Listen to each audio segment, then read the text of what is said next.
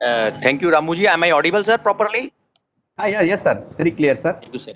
Happy Teachers' Day to all my friends and colleagues and my learned friends who have always blessed me, not less than a great teacher.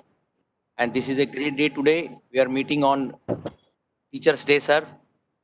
I Yes, wish sir. all the my colleagues and friends who have joined this colloquium webinar, virtual webinar, a very happy Teachers' Day, sir.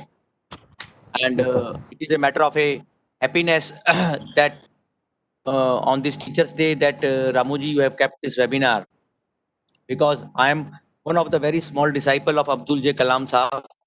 I believe when today is the Teachers' Day, it is very important to recall him, the gentleman and the great teacher like him, which the history has. मतलब कि there has been no parallel teacher like him, late Sri Abdul Kalam Sahab. And I wish that we all keep learning in our life, sir. It is a trying times, it is a testing times, and yes, it is a great idea, Ramuji, that you've floated this point to me that we want to have this webinar from the perspective of this point that how we can encourage our more and more members or the professionals to take up the legal representation work, various appellate bodies before various appellate bodies, Ramuji. So I am happy, sir, to be part of this webinar, and it is always a matter of uh, enlightenment and in academic enlightenment whenever I am participating in any such webinar, sir. So today we are going to discuss in next 1.5 hours, 90 minutes at least, that how we can upgrade ourselves in the legal practice, sir. Now there has been a sense of understanding between various people, sir, now that we are going towards faceless era.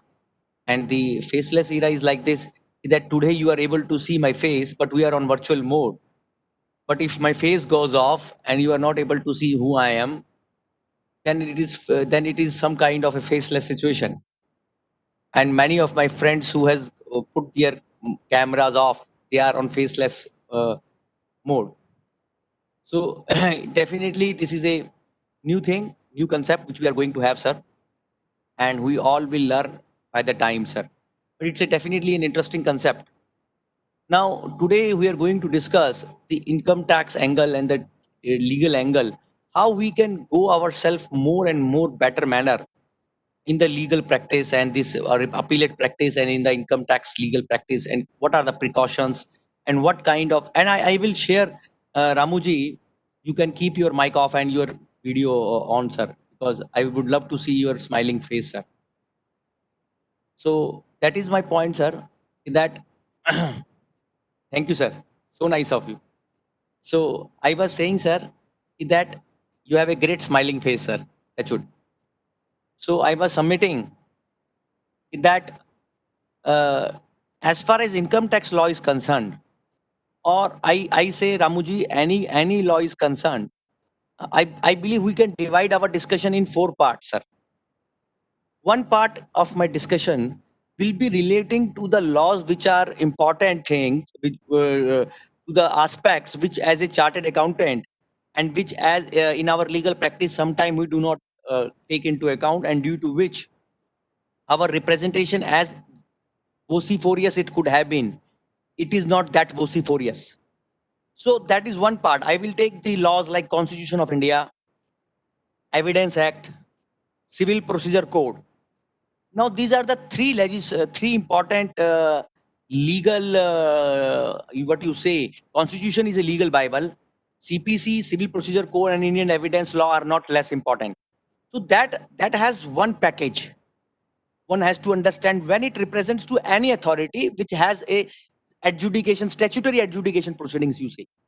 So be it be income tax, be it be GST, be it be customs, excise, GST, all this, and be it be Benami law, PMLA, and all this enforcement directorate. So you have to be understanding the concepts relating to Constitution of India, the concept relating to evidence law, the concept relating to CPC. Apart from that, as an accountant, we know how to read the balance sheet, final accounts, how to go dive deep into the ocean of the financial affairs of the taxpayer. But that is what we know already. You are all aware. Even I can say I am less aware comparison to you because I am practicing now as a lawyer. But yes, that we are trained. But now the thing which we have to upgrade ourselves is, or we have to learn more and more is how to make ourselves legal skills more stronger, representation skills. Now, representation skill comes from, definitely we have to have a legal understanding also. As I was hearing one time, Arvind Datar Saab.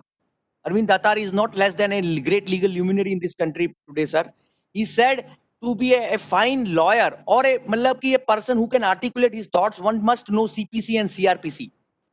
So I can matlab ki say humbly, I bow down to his wisdom. Would urge, implore, exhort, beseech on my viewers that one should try to understand this law. Maybe it is Ramuji, in the times to come, we will see when we will file more and more written documentations, more and more written submissions, more and more recipes on writing. Then the thirst will be how stronger we can make them, so that even without our presence, they can be speak for themselves. So that quality and ammunition, what do you say? You are saying me machine gun. I'm not a gun, sir, but I am saying, sir, I'm your friend, brother. But the point is this, that sir, ammunition in the written pleadings is also important. Ammunition in the oral hearing is also important. But what I'm saying is Constitution of India, you underline, we will understand. Civil Procedure Code, you underline, and you underline this Indian evidence law. Whatever I have learned in last 15 years on these laws, I will try to share humbly with my learned audience, so that it can help you in your professional endeavors. Second aspect is, sir, we have to understand there are two parts of any pleadings. Other time, the great, again, a great man was there. I had the company of T.N. Manoharan Saab in one seminar of Nagpur branch of ICI Hour. And I happened to learn some great points from him. It is recent past only, last month only. I was speaking on some topic and he was my section chairman. Now, Ramuji, he has told some very fine points, and with his presence, I learned something very important. Again, see, it is like this, learning should never stop. Even I may have done 2000 cases, but greatest of greatest people, Palkiwala ji, and always, our learning should always go on till the time we breathe our last breath. So that should be the spirit. I was saying, any part of pleading has two aspects. One technical aspect, legal aspect, and one factual aspect. Sir, both are very important. Technical aspect is also very important, Ramuji, and factual aspect is also very important. So for that, you have to have a very good understanding of the business of the assessee. I am telling you with the folded hands. If you don't know the understanding of the business of the assessee, the representation which you will make in writing or otherwise, sir, it will have not a better quality as it would have been if you know the business of the assessee. And as I know, please correct me, there is an account auditing standard which asks us to know the business of the client. There is some auditing standard of Institute of Chartered Accountants of India. It says auditor must know the business of the assessee in a forehand manner. So if I am not wrong, then business, how the business of the assessee is undertaken, that understanding helps us to develop our aspects in a more better and forceful manner. So I was saying, sir, I will come to this when I will just go. I'm just setting the itinerary. One are the laws other than the income tax law, which we have to keep in mind. Constitution of India, Indian Evidence Law, CPC. Second, technical aspect of the pleading, how we have to take, and factual aspect of the pleadings. How we have to cover up both the aspects. Technical aspect and factual aspect. Third bullet point is that when you make any representation, any written representation before any authority, specifically focusing to income tax law or taxation authorities, it has to have that angle that you understand the entire law, understanding of the scheme of the law, how the law works. Now, I'm sorry if I don't know the law, how the law works, particular law, then my pleading again will have not that kind of force. Because you know, now income tax law is such a law which has sections till 300 now. and many of the sections relating to our subject may be at the end, some may be in the between, some may be in the beginning. So that is also a very interesting situation, that you have to have a omnibus and a broader understanding and a deeper understanding of the provisions of the statute in which you are representing the client or the taxpayer. Another aspect, sir, third aspect I told Ramuji was relating to the understanding of the law in which you are representing. And fourth aspect, sir, very important. Fourth aspect is the legal updation. See, I see many, with due respect, I am telling, many senior friends are there, and Sarang Rajan ji and many other learned senior colleagues are there, sir. They will appreciate my point. Let's see, in income tax law or any other law where you are representing, and when you have to have some kind of what you say edge, then you should be extraordinarily updated. Updation is very important, Ramuji. Now, supposingly you don't know, or I don't know what is the latest judgment of a particular court, tribunal, high court or Supreme Court on that subject, then my representation would become weaker. So I always wish and request that the latest updation should be there, sir. Because the people to whom you are representing, they are also not like this. They are nay people. They would be having an extraordinarily updated knowledge. So if you want to have a proper representation before the authorities before whom you are going or representing, then your knowledge should be absolutely updated. And updation can come by continuous reading only. Only way of updation I understand is continuous reading, uninterrupted reading, incessant reading, perpetual reading. So that should be the way. See, if I want to represent a case, let us say my tomorrow, day after tomorrow, I had a very big case before Cuttack bench of ITT. I will just illustrate it. Then it will make it more interesting. Now, that case, Ramuji, is relating to section 263. Now, what is section 263? Section 263 is the power in the Income Tax Act, is the power given to the learned Commissioner of Income Tax to revise any assessment order which he finds to be erroneous and prejudicial to interest of revenue. I'm just giving an illustration to ignite the interest. So now what happened, that assessee, sir, has been a developer come contractor. Well, he is by nature a contractor, but he is a contractor with various statutory authorities, state authorities, where he is making roads, bridges, railways, etc., and tracks all these things. Now, you know, section 80 IEA subsection 4 is there, which says that if an assessee, eligible assessee, develops an infrastructure facility, developer, then he will be entitled to tax holiday under the Income Tax Act, section 80 IEA, subsection 4. Now, what I'm saying, Muruk Nandan ji, that if an assessee is there who is a developer, who is engaged by the government authorities to develop the road, dam, bridges, etc. Now, he is engaged by the various authorities, government authorities. Now, Ramuji, when his assessment took place under 143 subsection 3, now please take a lesson. What is happening here? Now, that assessment was not a faceless assessment. That assessment was a physical assessment, because faceless assessment to ab hoga. Now, that assessment, when assessee appeared, sir, and assessee filed all the details, CA certificate for 80 IA deduction, chartered accountant sahab certificate, balance sheet, P&L account. Now, in the assessment, learned assessing officer asked a query to the assessee ki, bhaiya, why? Tell why you should be given deduction under 80 IA subsection 4. Assessee gave a note to the assessing officer explaining his justification ki that this is the reason that I am a eligible assessee entitled for 80 IA subsection 4 deduction, tax holiday. Now, in assessment order income tax which passes, we all know, this is not a judicial order, but only those issues surfaces in the order where assessing officer and we are at variance. And those issues on which AO and the assessee is at concurrence, those issues does not come into assessment order. Now, in the assessment, in 143.3 order, the assessing officer accepted the claim of the assessee. That is, he is entitled for 80 IA subsection 4.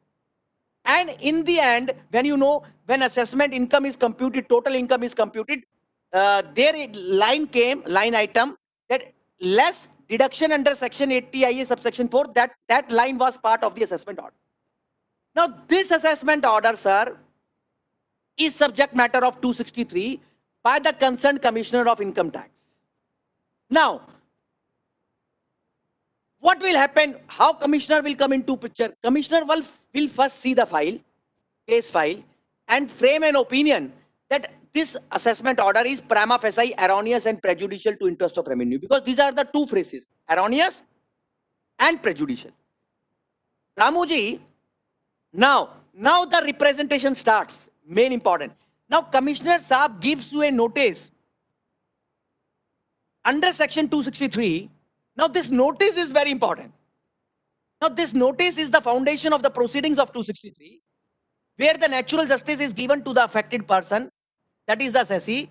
That is why not the Commissioner says in the notice that why not this order be revised under section 263, because it is prima facie erroneous and prejudicial to interest of revenue. Ramuji, what should be the ideal way we should reply this notice? That is the main important part. First part I am discussing. How? Will I go on to the CIT and say, no, I am merits, my case is this, that I am eligible because I am eligible for 80 IA for these reasons? Or first I would attack that Commissioner Saab, the jurisdiction under section 263 is not there with you. There are two approaches.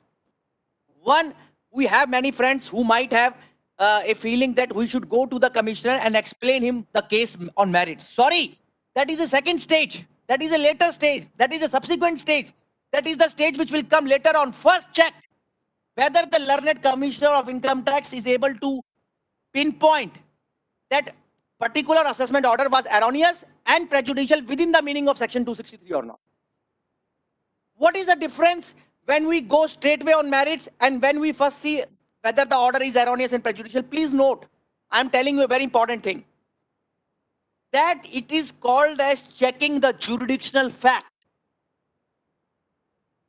What is a jurisdictional fact?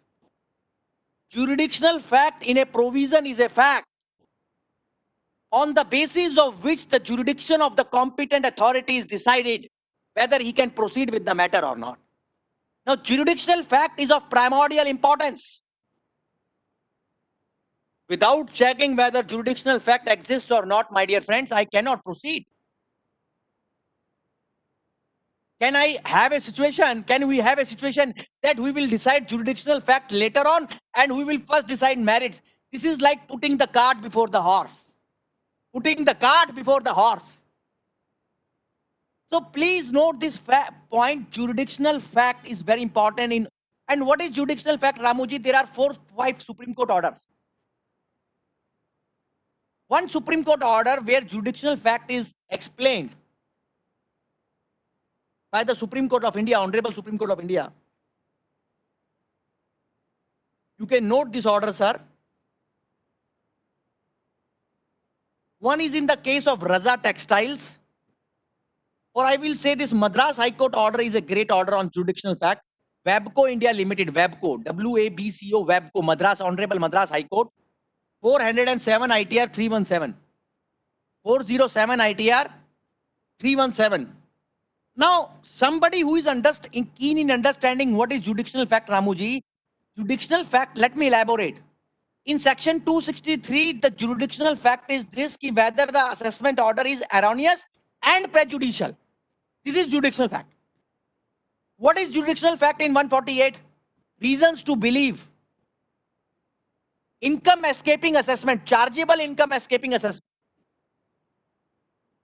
What is jurisdictional fact in 153A, search assessment? That there has been a search which has been conducted on the assessee. What is a jurisdictional fact for 153C? Section 153C, again a satisfaction note that something is found in the search of other person belonging, pertaining, relating to other person. So please check whether whenever any notice comes, whenever any legal proceeding starts, whenever any statutory proceeding starts, whether they meet the criteria and jurisdictional criteria of jurisdictional fact. Sir, without jurisdictional fact, assumption of jurisdiction will be without authority of law. And let me bring here Article 265. It says no tax can be collected except by authority of law. So, what I am submitting, Ramuji, when I am replying to Section 263, my first focus should be on definitely erroneous and prejudicial. Second focus should be that, yes, my claim on merits was duly a plausible claim. Because in 263, you understand, if I talk about Section 263 specifically, I'm not supposed to tell to the CIT that what was my claim was correct. I'm just supposed to tell that AO made the assessment after due application of mine, after due inquiry, after due application of mine. Now, if I do not know what is required in that provision, then my representation will not be up to the mark. What that provision expects me, legally and statutorily expects me. So I hope my point is clear, sir. Now, what happened? I went to the CIT in that case, that ATIA, sir, learned AO asked a query. I respond to the query of the AO, and so there is application of mine, and so 263 is not maintainable. Please drop it, terminate it. That is my prayer. Please drop it and terminate it forthwith. Now, as usual, department generally does not terminate all these things. Now, they pass an order. The commissioner sahab passes an order under 263 section, saying that the view of the AO was wrong. Now, there is a twist. The notice given by the CIT sahab to the assessee said order of AO is wrong on X reason. Now, when he passes the order, Ramuji, he says the order of the AO is wrong for Y reason. Which reason was never confronted to the assessee? Please note it. Now, 263 order introduces as a guest entry a reason which was not confronted to the assessee as a matter of natural justice. Order was passed. AO's order was set aside. Now, you should know that appeal against order under 263 is directly to the ITAT under section 253. Please note it. That is the second point. With whom you file the appeal? That is the ITAT. Now, what will be my ideal grounds of appeal before the tribunal and representation? Please note it. Whenever you file an appeal against 263 order, the first appeal lies with tribunal. Unlike the assessment order where the first appeal lies to commissioner appeals. Now here the first appeal lies to tribunal under section 253. Now there is a power to the tribunal. You can note that they can stay the proceedings also. Now what happens? Commissioner Saab passes an order in 263. Commissioner Saab revises the order of the AO. Commissioner Saab sets aside the assessment and directs the AO to reframe the assessment. You say that, many people should understand when it comes to challenging the 263 order, it is something else. And when it comes to challenging the order passed in consequence to 263, it is altogether different. Both are not same. When you will challenge the assessment framed after 263, you will not be able to challenge 263 order per se. Please note it. So, when I am challenging 263 order, when I am filing an appeal to the Income Tax Appellate Tribunal, when I am filing this first appeal, what can be my ideal pleading? Number one, I should make an habit, Ramuji, we should make an habit that we must take this ground invariably in all the cases. It will help you a lot. That the impugned order passed, you can note that the impugned order passed by the concerned authority, that is the CIT here, is without authority of law and it is without fulfillment of jurisdictional conditions stipulated under the Act. I am repeating that the concerned authority passed the order under section 263 without fulfillment of the jurisdictional conditions stipulated under the Act. What it means that when you take this ground of appeal before the ITAT as a preliminary ground, first ground, primitive ground, you mean to say that the underlying impugned order is passed without fulfillment of mandatory jurisdictional conditions. What is mandatory jurisdictional condition? That the learned CIT has assumed the jurisdiction wrongly. That learned CIT has not assumed the jurisdiction as per law. that the jurisdictional facts which are required to be existing are not existing. So this ground, jurisdictional ground, must be there in all the pleadings, must be there. I'm saying with focusness, sir. Because it gives you an extra point to challenge the order. You can have a good case on merits also. Please maintain that. Don't leave it. I'm not asking you to weaken your case on merits, but please make first ground strong on jurisdictional issue. That is my way of taking it at. Because what I see, Ramuji, you will appreciate, if my jurisdictional point sometime is stronger, or even if the member or the judge concerned does not want to give me relief on jurisdictional point, they will give me relief easily on merits. That is the first principle which we have learned. So please you do not shy to take jurisdictional grounds. You can later on not press it also. You can later say that it can become infructuous if otherwise relief is on merits is given to you. But please make a habit that your appeal memo, your grounds of appeal, must contain a jurisdictional grouch and jurisdictional grievance. So let me proceed. You make an appeal, file an appeal to the ITAT. Now, what is the format of ITAT appeal? Format of ITAT appeal, Ramuji, let me recapitulate for the benefit of my younger friends, not for the benefit of my senior friends. Form 36 is the appeal form. Now, please mark a point here. Whenever you appear before tribunal kind of an authority, sir, please make it a point that you are well conversant with the ITAT rules. There are separate rules like income tax rules. There are ITAT rules, Ramuji.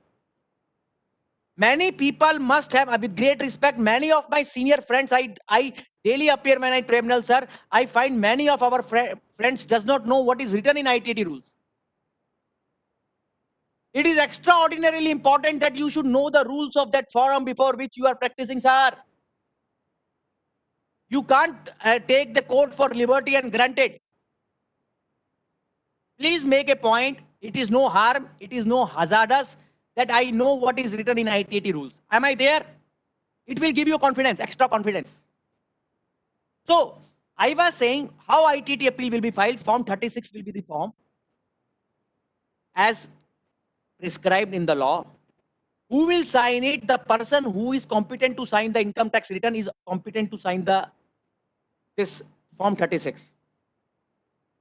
Now, within 60 days, you have to file the appeal from the date of the communication of the order. Within 60 days, 60.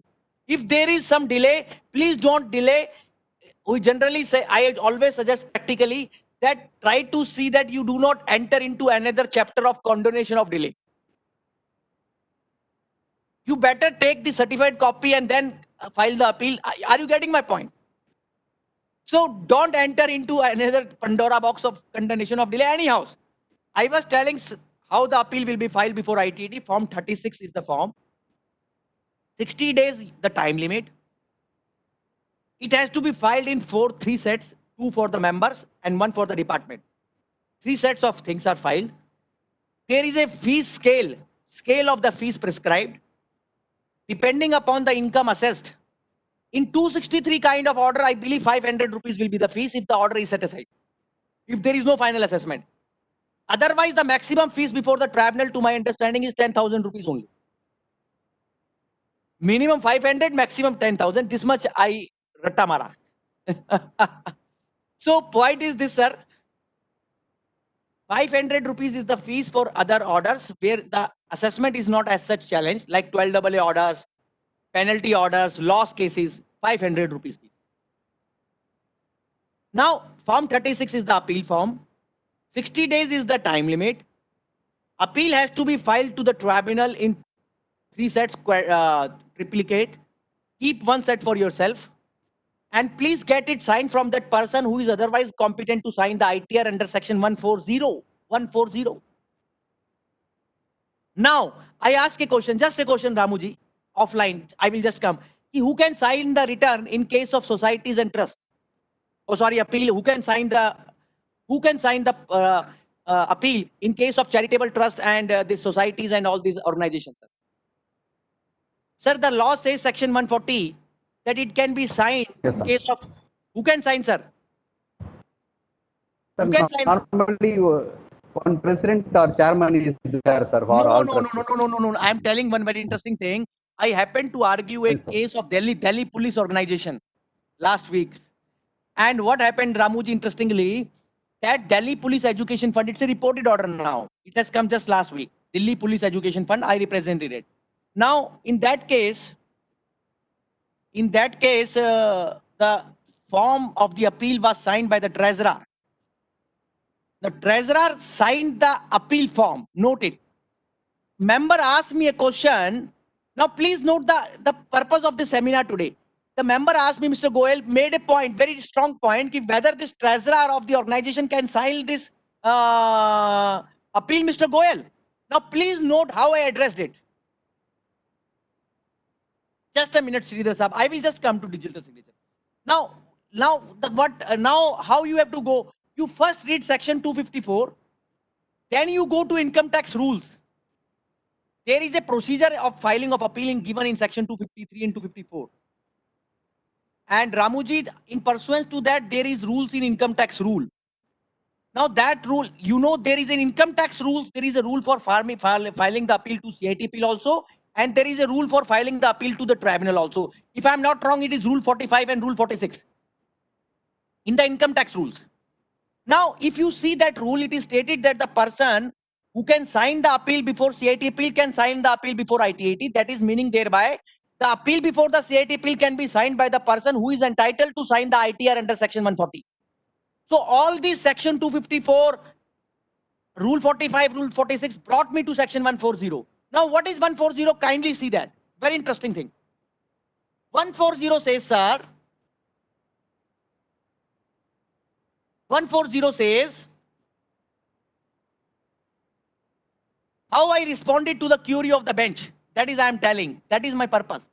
Section 140, sir, there is a clause E, 140 clause E, in the case of any other association by any member of the association or the principal officer thereof. Now, in case of association like this, by any member or by principal officer, definition of principal officer, sir, you are given in section 2, clause 35. Now, who is principal officer under section 2, clause 35? Note it. That was a learning for me also, that is I am sharing. Now, section 2, clause 35 says, it is for association who can sign the appeal and return for this Delhi Police Education Fund. Now, section 2, clause 35 says, principal officer includes by default, Ramuji, note who are the people: secretary, treasurer, manager, agent. I am repeating. Secretary, treasurer, manager, agent. Treasurer is included by default.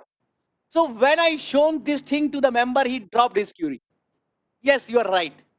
But I have to go like this. If I would not have told him like this, then he would have dismissed my appeal as non-maintainable for defective signature, etc. Are you getting my point, sir? So I have to be well versed like this. If I am signing an appeal, getting the appeal signed, then I have to be very clear who is competent to sign the appeal, who is competent to present the appeal, who is competent to file the appeal, when the appeal can be filed, and which are the orders which can be filed. Now, there is a question sometimes of locus standi also. Locus standi is a word which my learned young friends can note. Locus standi means the person who is aggrieved by the order.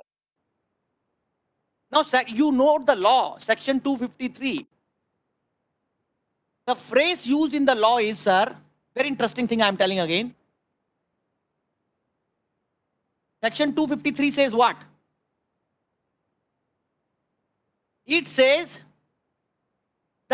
any assessee aggrieved by any of the following orders. Any assessee. Now, what any and aggrieved is what used? Ramuji, what is the meaning of the term aggrieved? There are a lot of judgments of the Supreme Court in Civil Procedure Code. That is why I told CPC has also importance. Locus standi. These are the things which are, see, these all concepts of appeal, etc. were originally has been taken from CPC also sometimes. So I should be, when I am presenting an appeal, the competence to find the appeal locus standi is judged by the person who is aggrieved by the orders. Listed in section 253. Listed. It is not like this that the appeal can be filed against any order. No. Appeal is not an automatic right. Appeal is a statutory right. Only the eligible orders can be challenged. Specified orders, notified orders, given orders. Now, Sridharji asked an interesting question whether digital signature can do. Sridharji, if you read the law, as I understand, sir, I believe now we are going to technology and we are having such a big thing which Prime Minister Saab has announced on 13th August. I believe it should be a method by which this appeal should be allowed to be filed. But I am not yet aware that there is amendment in the income tax rules regarding specifically for ITAT appeal filings. Still, you can check with the income tax rules, Rule 45 and Rule 46. And I believe when we are filing the appeal before the CIT appeal, I believe now electronic appeals are filed, their digital signature is allowed to be used, if I'm not wrong, Ramuji. So CIT appeals are passing the order, digital signatures are allowed to be used. AOs are passing the orders, digital notices are issued, digital signatures are appended. So yes, I am in favor of that. That appeal which is having digital signature should not be thrown, given the overall scheme of the law.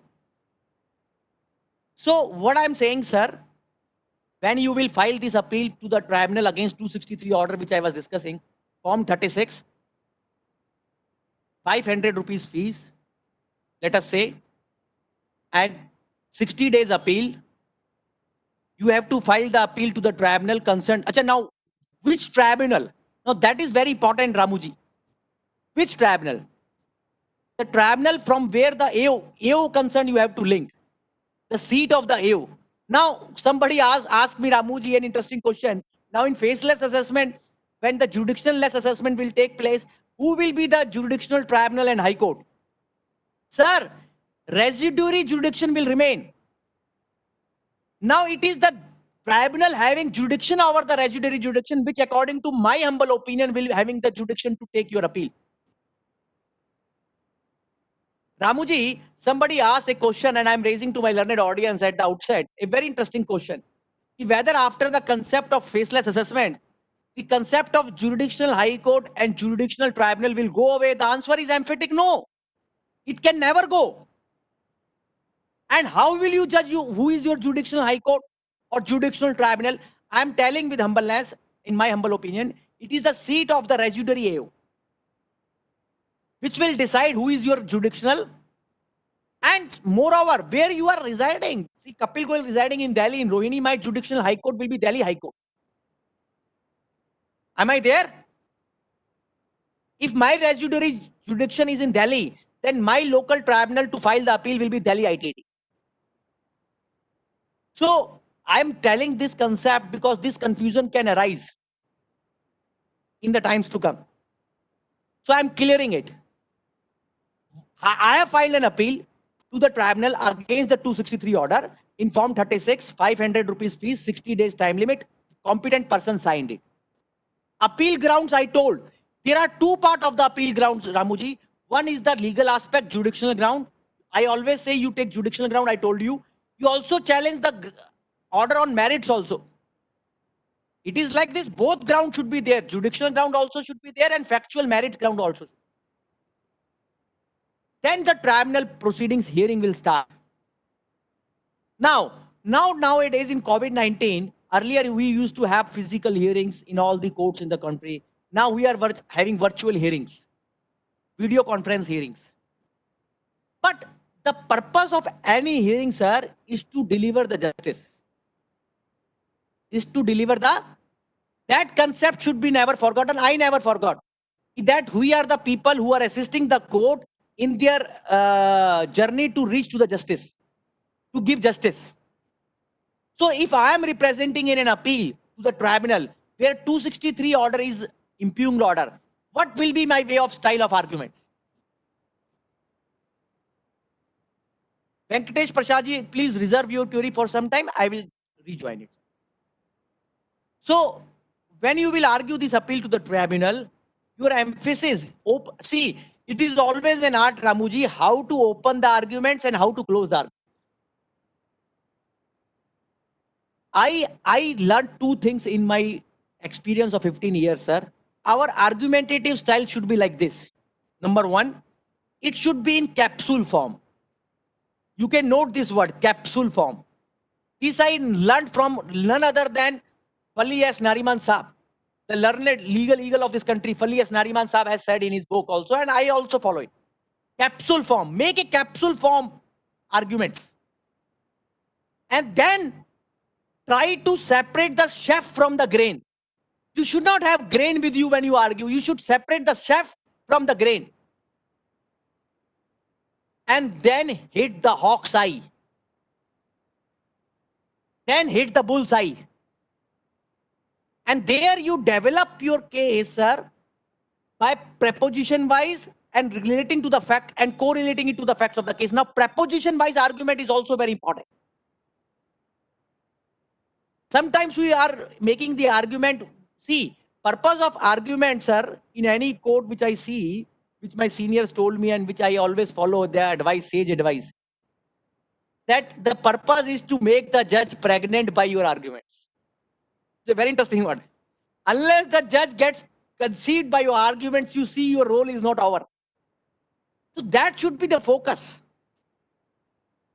Great people have told many a times by practice. See, when I argue my first case before the tribunal, Ramuji, my legs were shivering.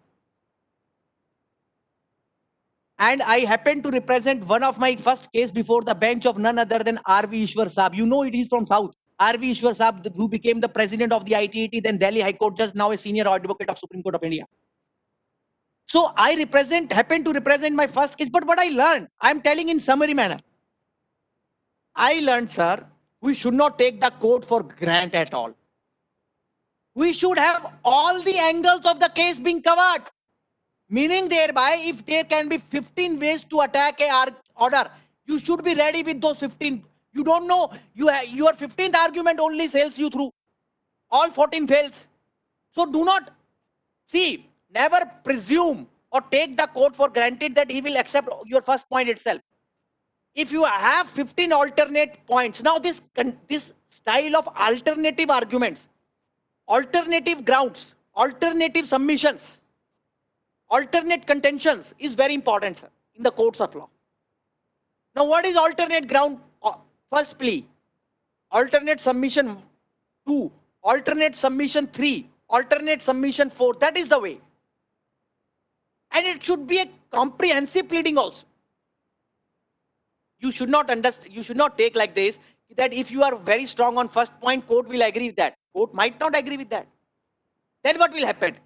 So we should have a comprehensive style of understanding of the case, and alternate grounds if can be made, pleadings can be made, then it should be a way of arguments. It will really help you a lot and give you an extra courage, confidence. And you should be also, now another thing, marshalling of the facts of the case.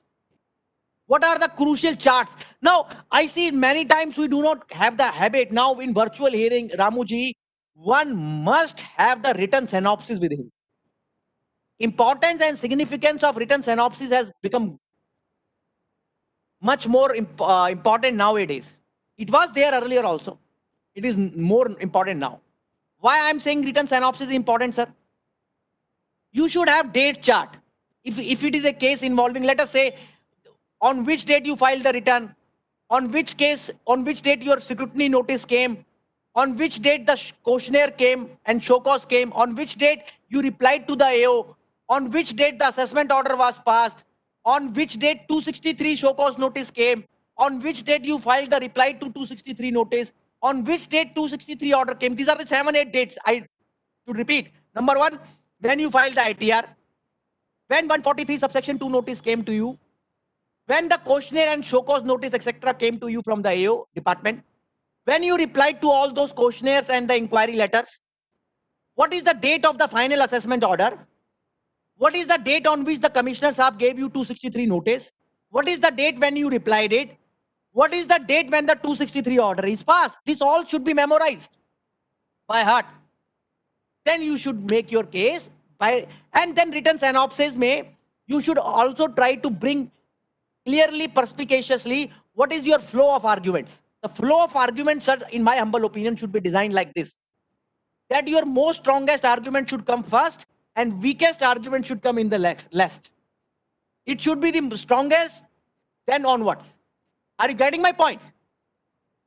You should not test your weakest argument first and strongest last. This can never be the way. So the flow of arguments, the design of arguments, the flow of your written synopsis, the chronology of the case, the time movement of the case is very important to understand before a representation is made before a court or an authority. If supposingly you are not well versed with the facts of the case, take adjournment. Please don't go unprepared, half prepared. That is my humble advice to my friends. And also try to have entire 360-degree view of the case, panoramic view also, and 360-degree view of the case. If I am to represent to the ITAT in a appeal like this 263, which is coming on Monday, sir, how will I open my arguments? Ramuji, I am coming to that. And how will I close my argument? I will again capsule form and chef from the grain. I will say in brief, sir, this is the issue before your honors, this is the facts, and this is how this appeal has come to you. This is the background in which we are in appeal before your honors, and these are the issues which requires your adjudication, and these are our primary prepositions. 3 points. 1, background of the case in short, issue requiring consideration before the honorable court, number 2. Number 3, our arguments prepositions. And then when you make reliance on the case laws, please don't try to multiply case laws. Have Supreme Court if you have jurisdictional High Court you have jurisdictional ITT. Now what is this role? Supreme Court is at the top. If there is a Supreme Court an issue, then probably there is no need for any other court. Then the importance jurisdictional High Court, because jurisdictional High Court is binding in that jurisdiction in which you are representing. Now, jurisdictional High Court, I told, if you are in the jurisdiction of, let us say, Tirupur, Madras, or Cochin, then the jurisdictional High Court will be respectively Madras High Court, or if it is any other High Court. So, I am submitting that flow of arguments, opening of arguments, sir, what is the background of the case in nutshell, in capsule form? What is the issue which is requiring consideration before the honorable court in crux? And what is your key preposition before the honorable court for their consideration, number 3. And number 4, what are the key reliance of the precedents which you want to make? Please don't go by reading the case laws by head notes, sir. Please try to make an habit which our seniors have told us, read the case law in full. Don't read head note. So, Ramuji, this is how I am practicing. Now, don't also, sometimes some senior people like Falias Nariman, I was reading, he says, don't count the eggs unless they hatch. Don't read you have won before the result has come. This is a bad habit. Try to remember CA exams. Don't count the eggs unless they hatch. So all these advices, sir, and practical things should help. Definitely, we should be polite. We should be submissive. We should be very, very submissive. Never in a tone to bully down the court or to aggrandize the court. Always we should be humble, submissive, soft, and very, very slow and submissive and style in speaking. And the preparedness is always, I see, Ramuji, is the court loves to see. Preparedness means the charts, synopsis, chronology, all this, see, all these handouts should be ready with you. You will see greatest, I have seen greatest of lawyers like Chidambaram Saab. He makes handouts in his own inimitable great styles. So he should learn from that style. And Ramuji, I have no hesitation in copying that person who is a great person like Palkiwala, Nariman Saab, and there is no harm, and it is good that we follow our seniors. So my purpose of taking this example of my Monday hearing was that I can come on the point for which you call me. How we to reply 263, how we have to prepare the appeal before the tribunal, how we have to go and with the what body language which we should go before the honorable tribunal. And sometimes nowadays, earlier it was some kind of restriction, but somebody who is interested in watching the virtual hearings, then he can ask the concerned bench clerk and court clerk. He can also witness the hearing, and by gaining the experience, see, by watching other being arguing in the court also, you tend to learn a lot. Ramuji, some people, I remember, even today are practicing this formula that supposingly my case is on Monday, they will appear in the, they will attend the court of that on Friday, just a day before, and learn how that judge is receiving those arguments, so that you can adjust your style of arguments according to the judge. Are you getting my point? We have to convince the judge, not the entire world, that our case is requiring consideration and the point which we want making. So that can come by one of the tips is this, that you can forehand attend some hearing of that court and try to learn from that. Are you getting Ramuji? And many people, including me and many seniors, must be doing even today, sir. And that's a beautiful way. That how that particular judge will react, how that particular judge behaves, how that particular judge conducts his court. That is most important. So, sir, I was one day, I will tell you, I was one day having a session with none other than Dr. Vineet Kothari Saab, who is the senior most judge of the Madras High Court. So I tend to learn that these judges require us to be prepared very well and having a depth knowledge of our fact, the file of the case. Marshalling of facts is something which is again very important, which we cannot forget, sir. So we should not make bluffs to the court. We should not take court for granted. We should be sincere and salutary in our submissions, solemn in our approach. And that is why I always learned, sir, that losing a case is not important, but losing a judge and a court is very important. So we should understand all these things. And these are time-tested principles, will always remain hold good. And this purpose of this case study, Ramuji, was to just give my mindset, how I think, and it is an ocean. Litigation is an ocean. Now I will just brief to the four laws which I told, sir, that we should always keep in mind and see how beautifully we can incorporate them. Now, first I am taking, sir, Constitution of India, Holy Constitution of India. I say Constitution of India, I always say, sir, and submit with humbleness, that Constitution of India is a document by which all the laws are created. It is the machinery by which all the laws are created. And it is the Constitution which has made the Income Tax Act, which has made all the laws in the country. And if a particular law or if a particular action is unconstitutional, nobody can save it. So I always say, sir, 5 provisions, although Constitution of India is again a subject which has been, to analyze it is something like, for me, like novice, is a difficult task. But yes, for my purposes, as a chartered accountant, as a practitioner, appearing in the regulatory authorities and appellate authorities, what I can keep in mind. Sir, 4-5 articles, Ramuji, I should have in mind. Article 14, that is the right to equality. Fundamental right. Right to equality, Article 14. Which is a right against arbitrariness. Right against arbitrariness. Now, what is right against arbitrariness, sir? And right to equality, it means the Supreme Court says, the Honorable Supreme Court says, justice and equality on one side and arbitrariness on other side are sworn enemies. Justice and equality on one side and arbitrariness on other side are sworn enemies. That is what Justice Rohinton F. Nariman Saab told in a judgment, stated in a judgment. Supreme Court judge, the son of Fali S. Nariman Saab. Now that justice, equality on one side and arbitrariness on the other side is a sworn enemy. Now that's very important. See, many times we do not understand that an action of any authority on any law which is arbitrary law, it is prima facie unconstitutional under Article 14.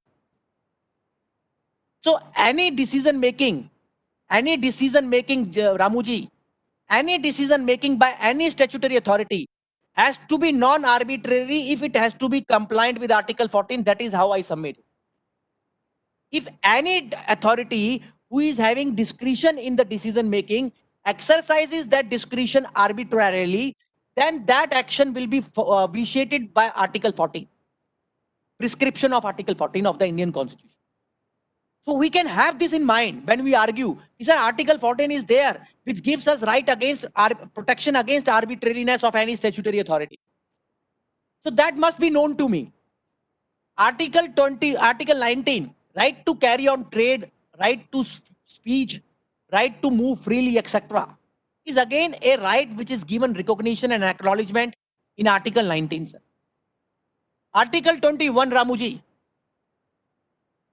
says that any law, any action has to be with due process of law.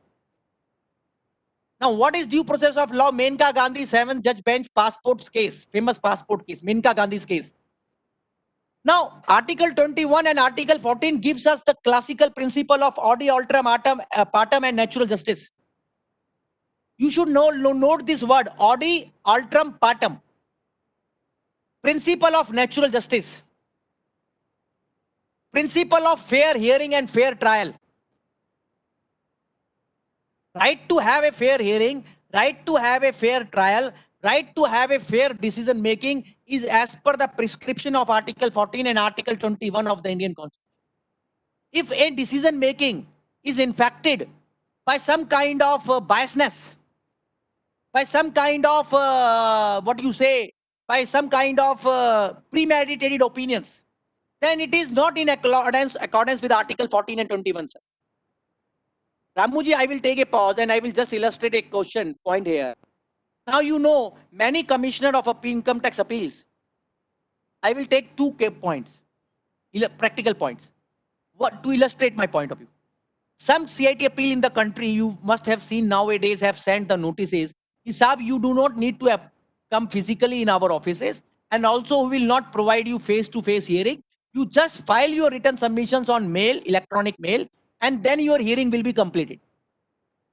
Is it right? Question mark. Answer is absolutely no, and no according to me, NO. You read the Income Tax Act. Is it the norm that just asking me to give written submission, just asking me to file my written reply, just asking me to file my written, pleadings, is in the compliance of the requirement of the fair hearing? And does it give me a confidence which Lord Denning say any litigant should have in the court?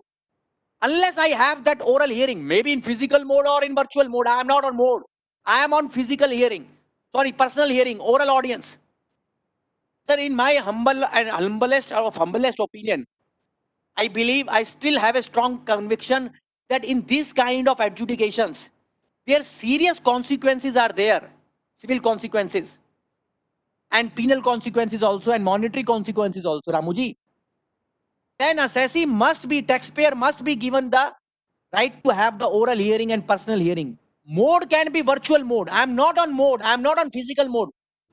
But you can't say, we will not allow you to have the oral hearing or personal audience. Sorry, are you there, Ramuji, with me or not? There are Supreme Court decisions in the Income Tax Act where the tribunal sometimes said, Sahab, you have filed the written submission, then we will not give you oral hearing. The court says both are independent, and you cannot say if you have given written submission point, then oral hearing is gone. Sorry, this is not the way I understand the law. I have the book of All India Federation of Tax Practitioners, Law and Practice of Tribunal. This is a great book. Ramuji, see this book. This is a classical book of AFTP. This is a Bible, a fine balance, law, practice, procedure, and conventions before ITAT. It has hundreds of questions. Now, you see, it is written in this book also that merely giving a right to file the written submission and not giving oral hearing before the tribunal is not a right thing. I believe same thing applies to CIT appeal also. And I believe same thing applies to our learned assessing officer. Now, assessing officer may be faceless. It is a dynamic jurisdiction, team-based assessment, faceless assessment. But there also, Ramuji, even if a team is making my assessment, even if a dynamic jurisdiction-based assessment you are making, even if you are making jurisdiction-less assessment, in my humblest opinion, right to represent in personal hearing, in my opinion, is there. Because it is a law, sir, where the consequence of making the addition to the income of the assessee, return income of the assessee, is not only having civil consequence, it is having penal consequence also, and criminal consequence. Criminal prosecution can also be launched. So maybe my view is this, that CIT appeal has to give you personal hearing, and you should request, must write in all your letters that sir, please give us hearing, oral hearing, personal hearing, maybe virtual mode. Why Supreme Court is giving hearing in virtual mode, ensuring that justice is not hampered? They can also say we will give 2 minutes time. They are never saying. Can you ration like this the hearing? See, my question is this, my point is this, moot point is this, Ramuji, that in the times to come, this preposition needs to be tested, that under Article 14 and under Article 21, what is the right of the taxpayer to get the fair hearing, fair trial, fair decision making, and fair authority who is unbiased, who is without any prejudice. So that, see, I don't know. The mode of assessment cannot change the constitutional ethos and norms which will always remain there till the time world is there for us. So Article 14 I told, sir, Article 21 I told. Now let me come to another important article, Ramuji. That is Article 265. In taxation laws, it has a serious implication, sir. Any collection of tax from any person in India has to be with the authority of law. That is the prescription of Article 265. Article 265 in simple language says no tax can be collected except by authority of law. Now what uses tax? What uses collected? What uses authority and law? Now any law with any collection of tax has to be valid, then it has to be with the authority of law, sir. Without the authority of law, collection is made, then it is ultra vires. Then it is invalid, unconstitutional. This term should be known to me. Article 265 should be in my heart always when I represent in ITAT or any appellate forum. Sir, then there is a principle called writ filing, writs. We have lot of type of writs being filed before the concerned High Court. Now, what is the concept of writ? Writ is a command issued by an body, upper body, to a subordinate authority. Now, High Court has been given a power to issue the writ under Constitution of India under Article 226. Ramuji, the power of writ under Article 226, it's an ocean. But if I want to summarize in one line, I can say Article 226 is the backbone of Constitution of India, one of the fundamental feature of Constitution of India. Because there the High Court is given the power to see that no person in their territory is inflicted with an injustice, which is absolutely against the constitutional norm. That is a power of supervision given to the High Courts. It's a power of supervision. Now, the norms of High Court jurisdiction under Article 226, as I learned in my practical experiences, it is a norm based on equity, justice, and good conscience. 3 pillars: equity, justice, and good conscience. Equity, justice, and good conscience are the basis on which the jurisdiction under Article 226 is to be exercised. Are you noting it? Equity, justice, and good conscience. That is, Supreme Court has said in various orders. I am not loading you with the orders, but the concept is this. So if I am harassed, or I am what do you say? In fact, I am affected by any illegal, unconstitutional adjudication or notice at order of any statutory authority, then a concerned person can take a call and file a writ petition before the concerned High Court, jurisdictional High Court, where the jurisdiction lies, to see that notice order can be quashed under writ jurisdiction of that particular High Court. Now, writ jurisdiction is under Article 226. There are 5 or 6 types of writ, Ramuji. You can note. This is important concept because writ is a very important remedy, sir. Although we do not use to file writ in every case, but we must be aware that what is our right to file writ and what types of writs are there. 5 type of writ of habeas corpus. Now, what is habeas corpus? You know, habeas corpus is filed in criminal cases when a person is arrested, and the habeas corpus means to have the body of the person back. Writ of habeas corpus is filed in criminal matters mainly, where a person prays to the High Court that his body can be given to him. Okay. இது வந்து Am- signature சேஞ்சுக்கு நீங்க am சொல்றீங்க. am I there, sir? Am I there, Ramuji?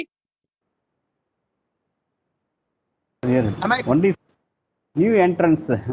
You have not muted. We can continue, sir. Okay. Should I repeat what I said? No, sir. No, sir. It is clear. Okay, we can Okay. continue, sir. So I was telling, sir, there are various types of writs which we can file before the Honorable High Court under Article 226 of the Indian Constitution. What are those types of writs? First type of writ is habeas corpus, where a person in criminal cases file the writ to the High Court that his body can be given to him. Have the body. Habeas corpus means have the body. Second type of writ which is important in our cases is the writ of mandamus. It is important in tax matters for CA. Writ of mandamus, Mr. Ramu, is the writ where a direction is given by a High Court to an authority to perform its duty which he is not performing. Mandamus. Mandamus means you are asking an authority, giving a command to perform the duty, statutory duty. There is a statutory duty on an authority which he is not performing, and writ is filed requiring the High Court, asking the High Court, requesting the High Court, you direct the authority to perform its duty. So duty performance, statutory duty performance, you file the writ of mandamus. Mandamus. Sir, third type of writ, Ramuji, is the writ of prohibition. Now, writ of prohibition is filed to prohibit an authority from exceeding his jurisdiction. Writ of prohibition. நான் உங்களுக்கு ஒரு செட்டே கொடுத்துறேங்க. Volt pan number எது, new pan number எது update பண்ணுங்க. நான் full செட்டே உங்களுக்கு ஒரு So somebody has opened. Madam, please mute yourself, madam. Madam, please mute, madam. Sorry, who is this? Sorry. Anyhow. Madam, please mute. So okay, now okay, Ramuji, now okay. Now, sir, what I was submitting, writ of no problem, sir. Writ of habeas. Please, sir, kindly my request to all participants, please mute this, sir. Otherwise, it disturbs my flow. Writ of habeas corpus, writ of mandamus, writ of prohibition. Now, please note fourth type of writ, writ of certiorari. Writ of certiorari. Ramuji, it is very important writ which we file in taxation matters. Writ of certiorari, CERTORARI, writ of certiorari. Now, what is writ of certiorari? Writ of certiorari, again, Ramuji, is a writ where the High Court is asked by the petitioner, an authority has passed an order out of jurisdiction without having jurisdiction on it. So, jurisdictional aspect is checked in writ of prohibition also and writ of certiorari also. See, why these writs are important? Because when you make a prayer clause in the writ, then you should be very careful which prayer you have to ask. You are asking writ of mandamus, you are asking writ of habeas corpus, you are asking writ of prohibition, you are asking writ of certiorari. And last, writ of quo warranto. Quo warranto. Quo warranto means to check whether a particular person has an office, is holding the office as per law or not. Like you know, in CBI cases, we saw this kind of writs where a particular public authority is holding the office, public office as per statutory norms or not. Quo warranto, where the High Court checks whether a public authority is holding the public office as per prescribed norms. So 5 writs. So please note why these 5 writs are important, Ramuji, why these concepts are there, why this type of writs, because there are various injustices which have been noticed. And so these 5 writs have been devised to remove, ameliorate, alleviate, cure the hardships, injustices. I want to say Article 14 is very important. I want to say Article 21 is very important. I want to say Article 265 is very important. I want to say Article 226 is important. Sir, I want to also say, Ramuji, Article 141 of the Indian Constitution, which says that any law declared by the Supreme Court shall be binding across India. Please note this article. Article 141. Now, what is Article 141? Article 141 is the article which says that any law which is declared by the apex court shall be binding across India. And Article 142 says all authorities in the country, civil and judicial authorities, shall act in aid of Supreme Court. Sir, there is no choice. There is no option. There is no what do you say, some kind of convenience that a person has to follow the Honorable Supreme Court dictum or not. It's a dictum, binding, law of the land. Article 141.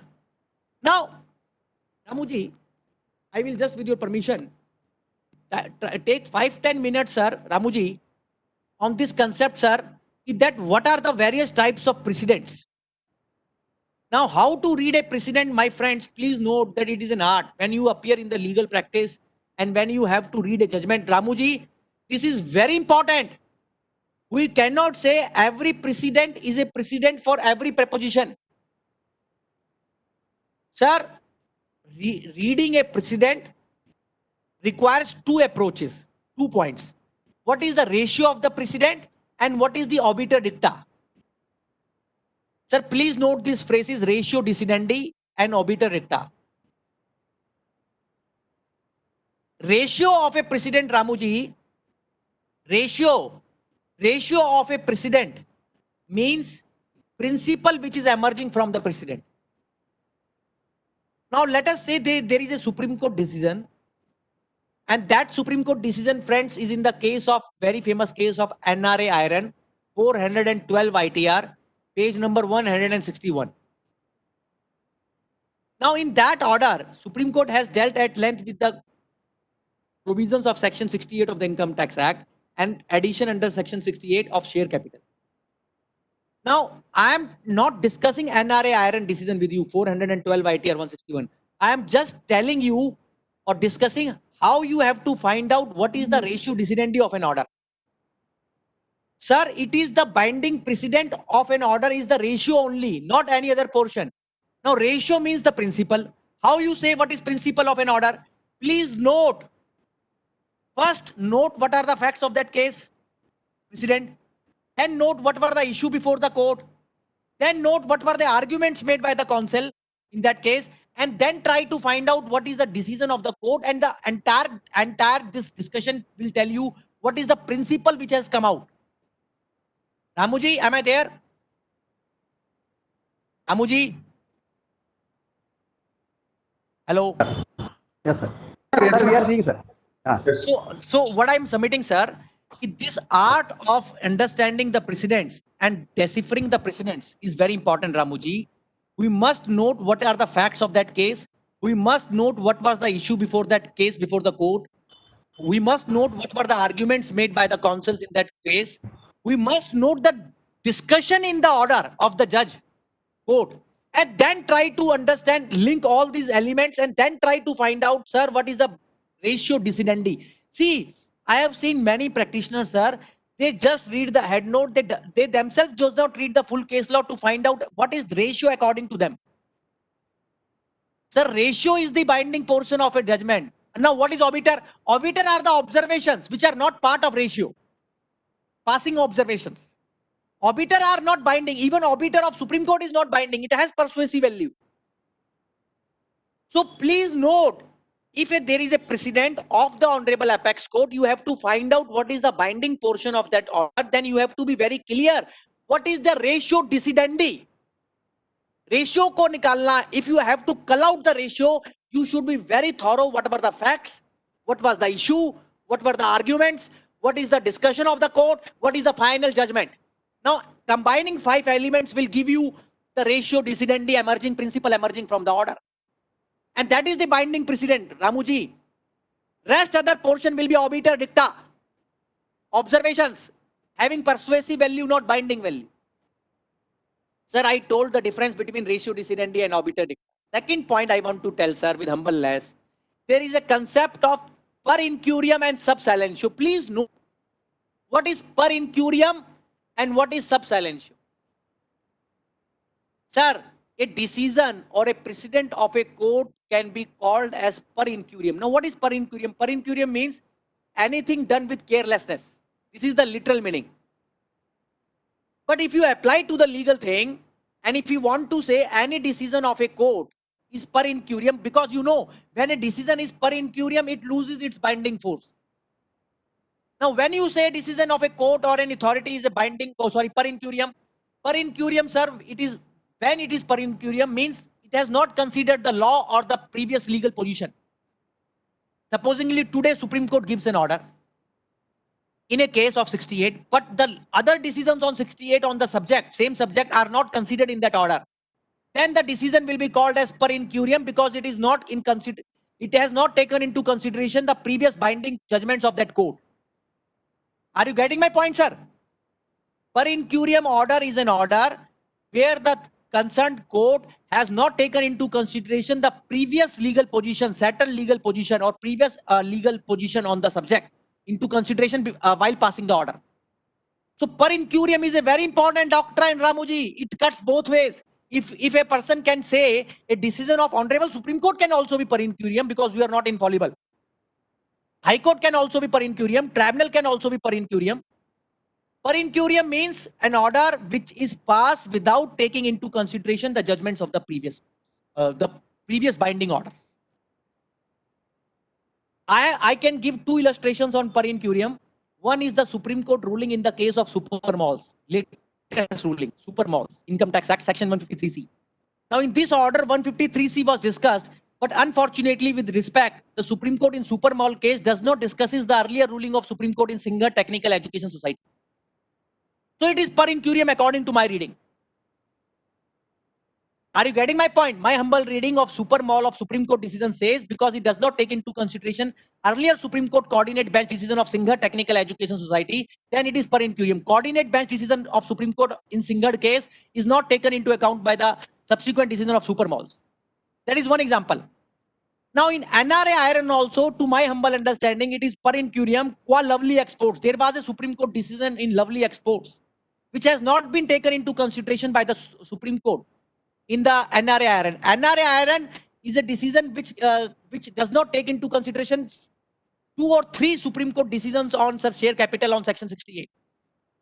So I am just discussing the point of aspect of per incuriam. Now, fourth aspect is sub silentio. Sub silentio means a crucial provision of the law is ignored without considering the law. Per incuriam means without considering the previous binding decisions. Sub silentio means without considering the crucial facts and the law applicable on the case. So a decision, Ramuji, which is sub silentio and per incuriam has no binding precedence. So this is an art, sir. I told 4 phrases: ratio decidendi, obiter dicta, per incuriam, sub silentio. Please note it. It will help you out in preparing your case and your brief and your legal arguments, sir. So I was discussing, sir, Constitution of India. I told something about it which may be relevant and which may be find interesting to my viewers in their practices, sir. Second aspect, Ramuji, I want to discuss is about Civil Procedure Code. Now, if I say now Civil Procedure Code is again an ocean, I can't discuss it in 10-15 minutes. But I will tell you 2 provisions of CPC which are very important. Now, Civil Procedure Code has a provision called as Order 7, Rule 11. Order 7, Rule 11, sir.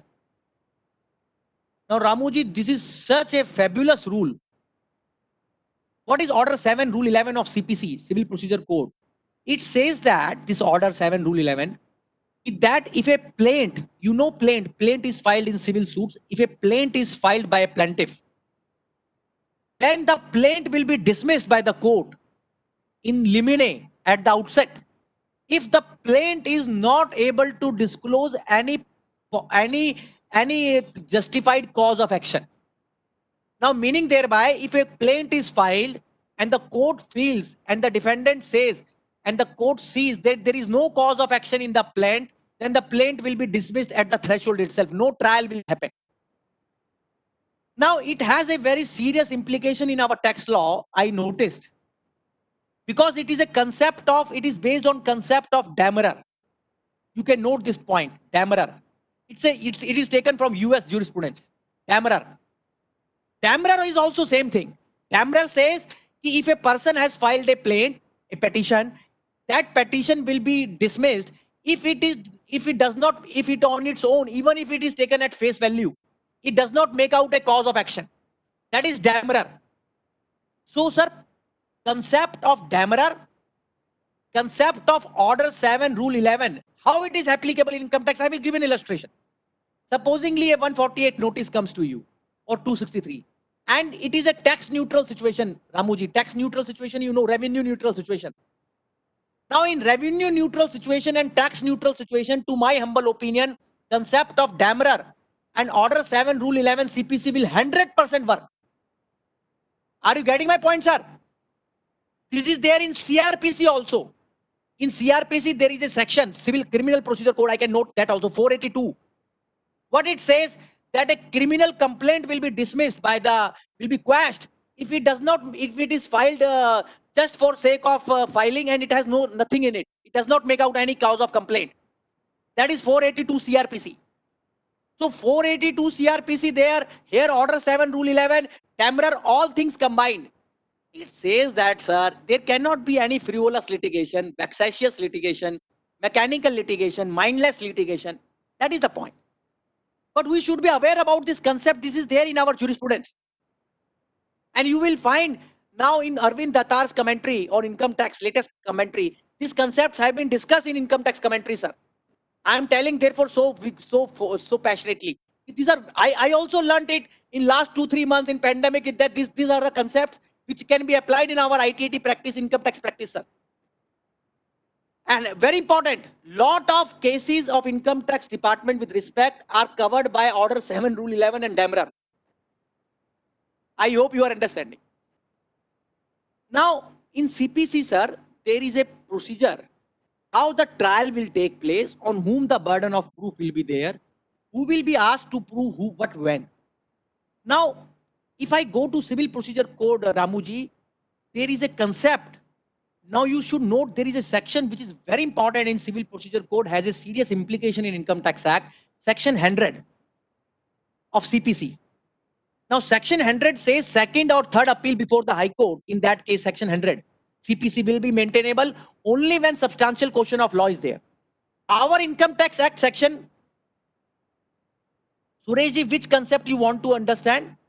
Which concept, sir? Sureshji, please can you tell which concept? Damerer concept, I discussed. Order 7, Damerer, sir. Damerer. Sureshji, Damerer. It is Demurer. You go on Google, just type the word Damerer, Ramuji, Demurer. You will note the meaning. It is a concept of law jurisprudence which says that if a plaint is filed by an assessee, or sorry, by a person which has no cause of action, no justification, even if it is taken at face value, then it has to be dismissed in the limine. No trial, no proceeding. That is Damerer. That is Order 7, Rule 11 CPC. Very good you asked, sir. Now, I was telling another thing, that supposingly Income Tax Department files an appeal before the High Court, or assessee files an appeal before the High Court. There is a section in Income Tax Act, Section 260A, whereby you can file an appeal in the High Court. Assessee can also file the appeal if it is agreed by the order of the tribunal, and revenue can also file the appeal.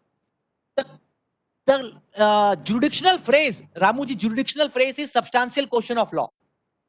Now, this is handpicked from Section 100 CPC. Now, there is lot of judgments of Supreme Court. Latestly also Supreme Court has said, ISAP in the income tax law or any other law which has same ingredient Section 100 CPC has, no appeal can lie to the High Court unless substantial question of law as such arises. What is substantial question of law? Meaning a question of law, not question of fact, which is a substantial question. Not on all questions of law and appeal can lie under Section 100 CPC. Now, why I am focusing on 100 CPC? Because our Income Tax Act Section 260A is paramateria to 100 CPC. There will be various sections in various laws which will have the same color as Section 100 CPC when it comes to filing of appeal to the High Court. But what is the meaning of the phrase substantial question of law? Majority of judgments, Ramuji, has come in Section 100 CPC. So, any decision of tribunal, which is a final fact-finding body, tribunal is a final fact-finding body, ITAT, is a final fact-finding body. Tribunal's fact-finding is binding on the High Court. We say like this, only High Court can interfere if there is substantial question of law. Where you can note 4 cases where substantial question of law can arise. Number 1, where the tribunal has omitted to consider any important evidence, has ignored it, and has passed the judgment without considering the important evidence on record. Its judgment is perverse. Perversity is there. Second, if it has taken into consideration something which is absolutely irrelevant and which was having no bearing. First, I say they consider something which is not, they ignore something which was relevant. Second, they consider something which is irrelevant. Third point, the issue is such an issue, Ramuji, which requires, which is a nascent issue and on which there is no prior judgments of any court or very important, there is no prior legal jurisprudence available, like 115 BBE. So, first I say overlooking of a critical evidence, considering of irrelevant evidence. Third, an issue, a nascent issue is there on which there is no abundant jurisprudence or available jurisprudence. Fourth, judgment of the tribunal is contrary to the settled principles of law, natural justice, etc. Judicial discipline. Supposing the tribunal says we will not follow judicial high court, Supreme Court, then it has to be corrected. Then it has to be redacted and censored. So all these four exceptions are there. Otherwise, tribunal order, which is a final fact-finding body, cannot be interfered. So ladder is this, Ramuji. We have assessment unit at the basic level, first level. Then comes Commissioner of Income Tax Appeals. Then comes tribunal. Now CIT appeal and ITAT can deal with factual issues, legal issues, everything. But High Court under Section 260A can only interfere when there is substantial question of law, as stated in Section 100 CPC also. Supreme Court of India, the ultimate boss. Article 136 of Constitution of India, you can note, we file SLPs there. You can note, we file special leave petition under Article 136 of the Constitution of India. And Supreme Court also can interfere only in cases, deserving cases, where gross injustice has happened. Supreme Court cannot interfere in all the cases.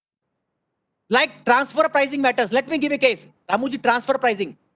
Transfer pricing are pure factual issues. They are to be settled finally at tribunal stage only. Are you getting my point? They are primarily factual. Predominantly factual. So what I am saying, sir, in our ladder of hierarchy, a assessment unit is at the basic level, first level, then CIT appeal, then ITAT, then High Court, then Supreme Court. High Court and Supreme Court basically deal with legal points only, very serious legal issues and perversity issues. But tribunal and CIT appeal are fact-finding bodies. Sir, therefore, Ramuji, I was saying, the requirement of personal hearing and oral hearing is very important at that level, especially where important fact-finding is to be done. You have to dig out the facts, excavate the facts, cull out the facts, and then narrate them. So it's not an easy thing. You cannot, in a 500-page agreement, in a complex matter, can dig out the fact on your own on basis of written submission. That is my perception. So it has to have some assistance from the taxpayer side, some oral assistance, some personal assistance, where he can request or assist. I am saying assistance. That sir, this is the facts. These are the core facts.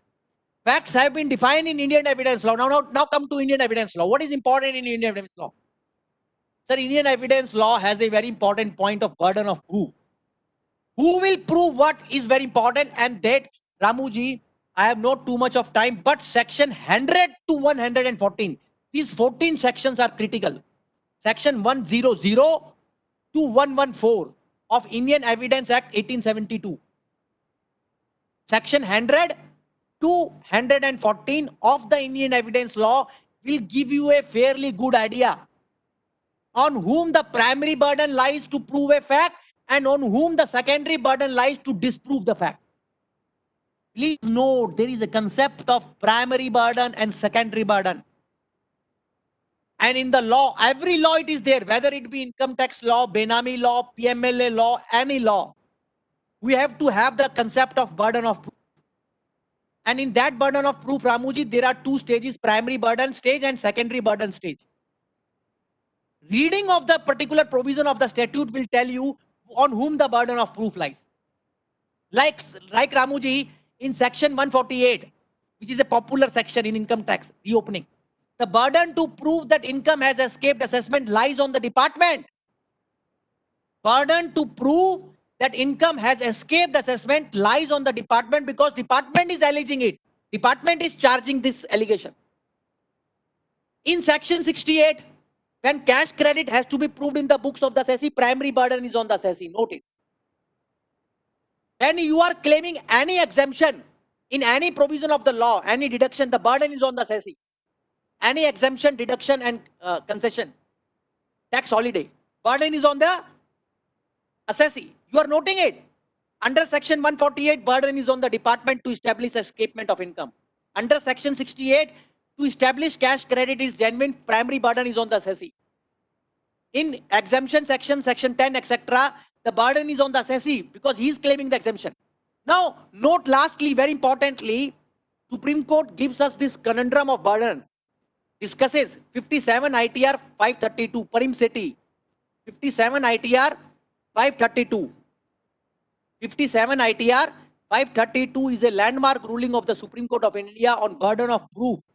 That if department wants to say that assessee has earned some undisclosed income, then department has to prove that there is income, taxable income, chargeable income. If department wants to tax the assessee, but if it is the assessee wants to claim the exemption, then burden is on the assessee.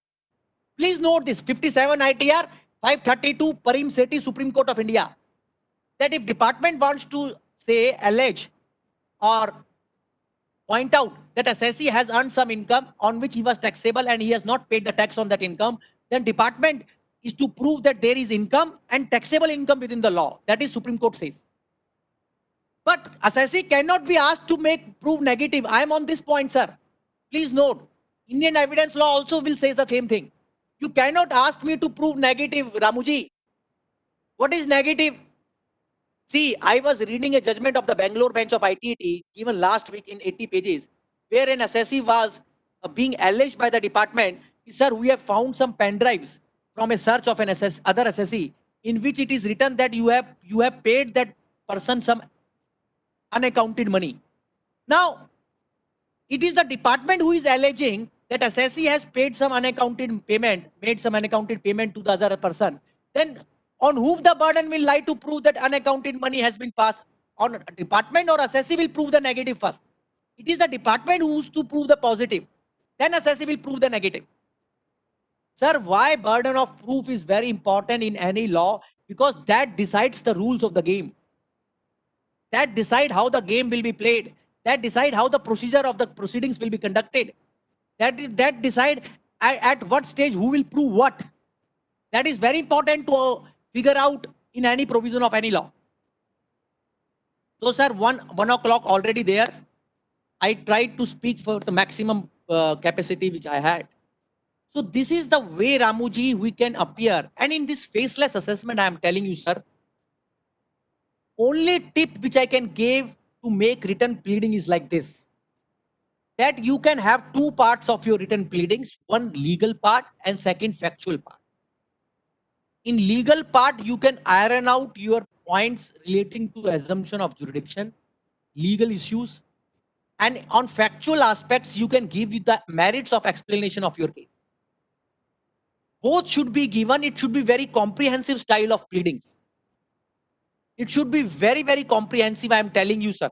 If it was earlier 10 pages, I believe now it might be required to be 100 pages. Because we do not know how much that person will understand ultimately. That is a doubt, enigma, that who is going to draft my draft assessment order, assessment unit. How much that assessment unit in the draft assessment order will understand. That is, so you have to beautify your conversation, written conversation. And how you can beautify? You can chronologically arrange the flow of your arguments. Legal, jurisdictional issues first, factual issues next. And in legal issues, you can discuss the jurisdictional aspects first. And in factual issues, you can discuss your agreements, your books of accounts, your ledger accounts, your understanding of the transaction, etc., etc. That is my point. So, see, in faceless assessments and faceless appeals, one of the major precaution, Ramuji, which I was analyzing in my mind, which one can keep in mind is that you have to be very, very, very, very, I'm saying, careful in drafting your written reply. And you have to see that first it is comprehensive, Ramuji. It contains both factual and legal aspects. It has, matlab ki if one reads it, then you have to make it like this. If you are the reader, you can understand yourself easily without help of anybody else. That is the formula. That is a very important formula. If you have to address to yourself, how will you understand without the help of the other party? That is the way you have to make it. Classical way. Next, in this only, try to make proper grammar. Try to use proper grammar, sir. Proper vocabulary. And also try to mention the case laws which are very important at the relevant places.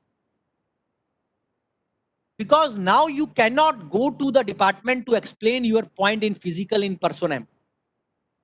So you have to be very careful in drafting that part of the reply also, sir, where you are placing reliance on the judicial precedents.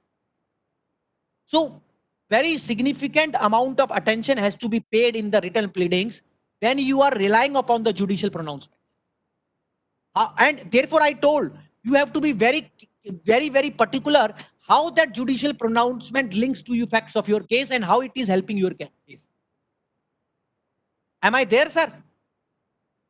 And you have to be very importantly saying that this is the return file, this is the audited final accounts, this is the profitability picture, this is the books of accounts position, this is the auditor reports position.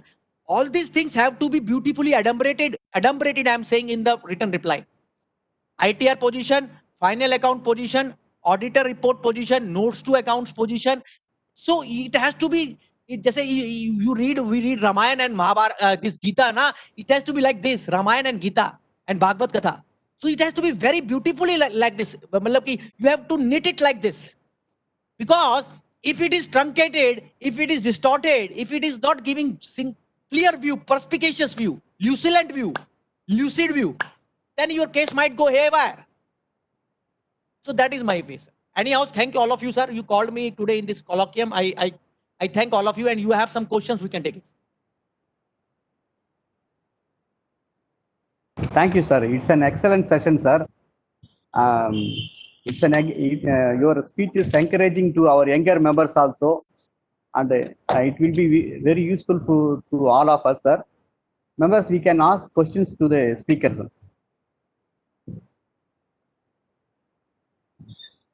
Members can ask questions to speaker.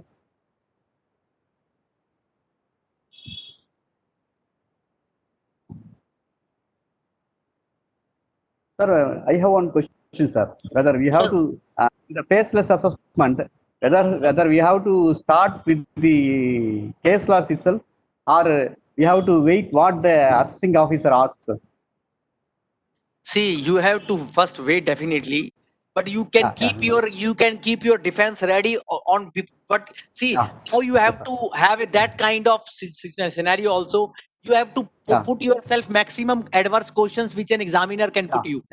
And you have to draft. You have to ready a draft ready with you. Keep a draft ready with you on that maximum adverse questions which you can get from an examiner, independent, unbiased, objective examiner. And that reply should be ready with you, Ramuji, a draft reply. So that whenever proceeding starts, you can have the better gauge. Our senior advises us to go with 100, with answers for 100 questions, sir. 100 questions. Before going for hearing, we should ask ourselves 100 questions. So right. Officer asks 10 questions, we will be able to be ready. So I'm and that Sahib is on the same page. I'm also saying same page. Yes, sir. Yes, sir. See, that is how we prepare for the ITT and High Court and Supreme Court cases, na? Yes, sir.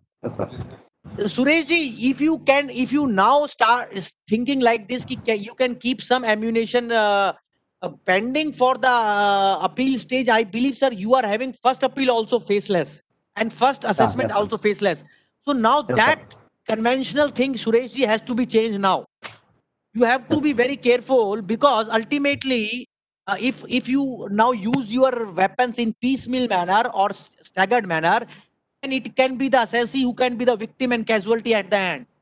Yes, sir. You have to wait. I'm not saying, but because first appeal is also faceless going to become. Yes, then sir. you have to be Yes, sir. very careful that whether your plea should be comprehensive or not. In my humble opinion, Yes, it sir. Yes, sir. first thing should be, it should be maximum comprehensive, sir. Yes, sir. Yes, sir. Sir, can I ask a question? Sir. Please, please, sir. Please. In the faceless assessment, is there any Sir. possibility for Section 263 invocation? Because the assessment is going to be unsigned. We don't know whether it is signed by a commissioner or the assistant commissioner or a deputy commissioner. So may I know who is speaking? Venkatesh ji, you are speaking? Yeah, I'm Venkatesh Prasad. Yes, sir. So is there any scope for Section 263 at all? I'm telling you, sir. First, kindly, Venkatesh ji, kindly understand. It is not like this that this assessment is to be see. First, understand what is the scheme of the faceless assessment, sir. Section 142, subsection 3, capital A. You read it. It says this. It says, sir, it is a faceless assessment where it is dynamic jurisdiction with a team-based assessment. Now, Venkatesh ji, the faceless assessment scheme which you have has three main participants in a team. Number one, National E-Assessment Center. Number two, Regional E-Assessment Center. And number three, the assessment unit under Regional E-Assessment Center. So, Venkatesh ji, it is not like this that any single person has to sign it, because the scheme clearly says, and the law says, it is a jurisdictionless, dynamic jurisdiction-based assessment where team is making the assessment. Now, you say who will pass the final order? It is clearly stated in the scheme, para 5, that National E-Assessment Center will issue the order. Only thing which will be written in the ad of the order is National E-Assessment Center. Are you noting it or not, sir? That will finalize your assessment. And when it is finalized, Venkatesh ji, for demand recovery, rectification, etc., that assessment will be handed over to you to your residuary jurisdiction. Venkatesh ji, you note it. So first thing is team-based assessment under section 143, subsection 3A. Second is the three participants are there: National E-Assessment Center, Regional E-Assessment Center, assessment unit. Third, sir, ultimate assessment order has to be signed and issued by this National E-Assessment Center. Fourth stage will be when it will be detached from faceless, when this assessment will be finalized by NEAC under signature of NEAC. Now, all other things, you read this order of CBDT of 13th August. Now, residuary charge will take the position as far as demand collection is concerned, recovery, as far as appeal effect is concerned, as far as prosecution launching is concerned, sir, and as far as other aspects are concerned, Venkatesh ji. So, when you say, Mr. Goyal, what is the position of 263? Let me come to that. Now, that's a very interesting question, sir, Venkatesh ji. If you read, sir, this order of CBDT of 13th August 2020, unfortunately, I will say unfortunately, when so many people are involved in the assessment, and that assessment which is not a single person based assessment, single personality based, it's a team based assessment. So there also you note that in CBDT order dated 13th August 2020, it is written that 263 scope can remain. I'm sorry, I'm against it. CBDT says that we can make 263 for such orders also. That is wrong. Now, what is my reasoning? It is wrong. I have given in various seminars, I will repeat. Sir, there are various judgments of the tribunal in our income tax where it is said, Ramuji, where an assessment has taken place under the supervision, guidance and instruction of the higher authorities, which includes authorities up to the level of CIT, Venkatesh, then tribunal in various decisions says that this kind of order cannot be subject matter of 263. So I apply that principle to your query, learned query. And I am of the humble opinion that assessment framed under faceless assessment with the team-based assessment of National E-Assessment Center, REAC, and this assessment unit, ideal thing would have been that they should have amended 263 and they should have said, nahi sahab, we will not do 263 for such cases, but that is not they have done. Sorry. I have given my viewpoint also. I have stated you legal position also. I have stated you CBDT order also. I have stated you faceless assessment. Anything remains, you can ask me, sir. No, I differ. I will supplement your answer with one point. The order is signed by the National E-Assessment Center. This center is headed by an officer of the cadre of Chief Commissioner of Income Tax. So we can presume that the order has been made by the Chief Commissioner, though it has been made by teams and other things. Sir, kindly appreciate. Sir, kindly appreciate not at the NEAC, but at the assessment unit level, REAC level also. we have the intervention of Commissioner of Income Tax, PCITs. Yeah. Now, He's in a what is team. this? He's in What a is team. this? What is this preposterous? I will say it's a preposterous situation according to me. Yeah. That you are still wanting to have 263. Yes, Now, sir. this is something which is preposterous. I cannot use the more better phrase than this. This is preposterous, sir. Sir, मतलब it Yes, means sir. कि आप assessee को छोड़ना ही नहीं चाहते कभी भी. What is this? Yeah, What is yes, this? sir. You don't have faith on those That- people who are manning it. Yeah, yes, sir. Yes, sir. Yes, sir. Yeah. And Anyhow, there can be anyhow. repetitive notices. No, sir, it is not a good position. I believe it is a person. Honorable Prime Minister has rightly said we have to honor the honest and it should be transparent system. And we have Yes, sir. taxpayer charter also now in place. So Yeah, believe yes, sir. me, 263 in faceless assessment should not be there at all. Yes, sir. Yes, sir. Yes, sir. And there will not be any end for this. No, sir, then Parshuram Pottery, Supreme Court decision 106 ITR page 1, you read. Yeah. 106 ITR page 1. Here, Supreme Court says in 106 ITR page 1, Parshuram Potteries, there should be a point of finality in all the legal proceedings. Legal proceedings, legal sword cannot be hanging on the assessee for all times and ages, for infinity. That is Supreme Court's dictum in Parshuram Potteries. And one more also, even in section 148, after the recent amendment, if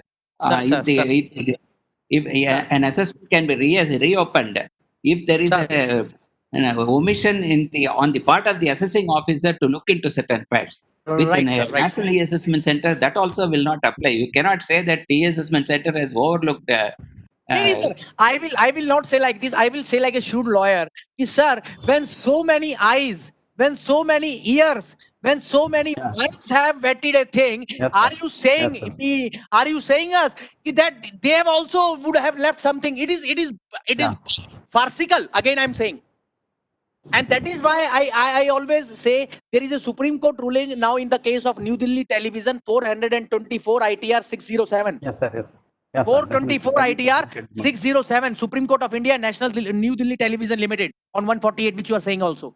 That my duty, Venkateshji, in the assessment ends with the disclosure of primary facts. I am not supposed to give to the department what inferences should be drawn from the primary facts. Yeah, yes, sir.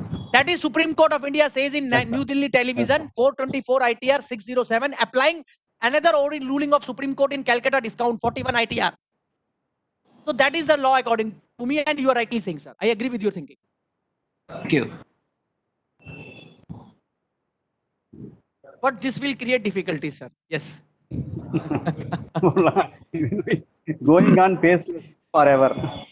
No, it will take time. See, lot of changes would have to take place in the law also and in the procedure also, sir. It is going to more take issue, time. sir. Sir, yes, please. Yes, please. I'm Sarangarajan. With regard to retrospective amendment and retrospective Sir, reopening, sir. what will be the e-assessment circles and the e-assessment procedures will be done in that? Sarangarajan ji, am I rightly understanding your query? You want to say that you want to ask that Mr. Goel, whether the reassessment will be taken in the future times of the past years by the faceless assessment, or it will be taken up by the residuary charge? Are you asking this question, sir? Yes. Okay. Now I understand your query, sir. Now, my humble Shishadri sir, my point is this, that see, sir, there is a old dictum that yes, an assessee or a person concerned can have a right which is called as vested right. You know, there is a concept of vested right. Now, vested right concept says means that if I had to be assessed in now say now in this scheme, what is happening, sir? Let me illustrate like this. On 13th August, they say whatever assessments were pending on 143.3 or 148, they will also be transmitted to this faceless, and it will be done in faceless manner. Now, first question comes whether they can say it like this. If when an assessment which has to be done when it started has to be done in the e-proceeding manner, in the conventional manner, or you say in the original manner, can it be asked to be done? There will be a constitutional issue, sir. Because there are Supreme Court rulings which says that a person can have a right to be heard in a particular forum when the proceedings got initiated. Now, as far as Shishadri Saab future proceedings are concerned, Shadri sir, my humble point is this, that when they say na, this 148 can be done in faceless manner, let me humbly say you, sir, this is totally wrong. Because you kindly note two provisions, sir, I want to humbly point out, Shadri sir. One, section 143, subsection 3A. It says only two types of assessments can be covered, sir, in faceless assessment. Number one, 143.3 assessment, sir, and 144 best assessment assessment. But you kindly read section 147 and 148, Shadri Saab. There is nothing in those two sections, Shadri Saab, that these two sections assessment can also be done in faceless manner, because you kindly note section 148 subsection 2. What it says, assessing officer shall record the reasons before the issue of the notice. An assessing officer shall issue the notice. There is no amendment to my best of my knowledge even today that faceless assessment can be initiated in 148 type of cases. Are you getting my point, sir? Exactly. Yes, sir. So I'm just trying to give my first hand views. Yeah. That to your learned point, this Yeah. is a doubt in my mind also. When Yeah, 148, when 148 even today uses the Yeah. only phrase assessing officer, and Yes. assessing officer by sure does not include dynamic faceless assessment jurisdiction. Yeah. So how Exactly. how they can ask me to get that assessment done in faceless manner? I'm sorry, it is, according to me, it is ultra virus. According to me personally. Yeah. Sir, even in earlier webinar, one more webinar, I think in May month, I asked you about 144A.